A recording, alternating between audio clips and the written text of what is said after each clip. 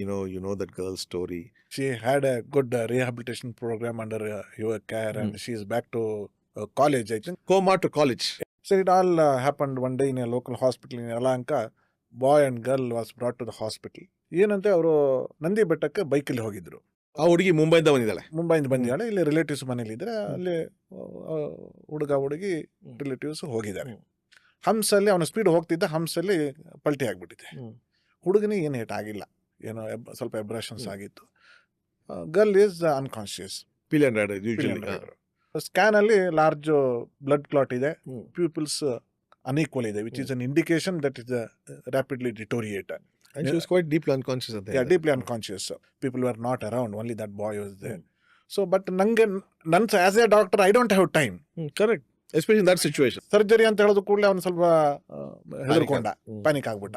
First of all, he was hesitant in telling the incident to Somebody. his family. It has happened. Somehow he has told, but this severity he could not explain. So he was in a dilemma. Then I really got angry. I just blasted him left and right. ಈಗ ಮಾಡಿದ ಅವಳು ಹೋಗ್ಬಿಡ್ತಾಳೆ, you have to give concern, ಹಂಗೆ ಹಿಂಗೆ ಜೋರ್ ಮಾಡ್ಬಿಟ್ಟೆ.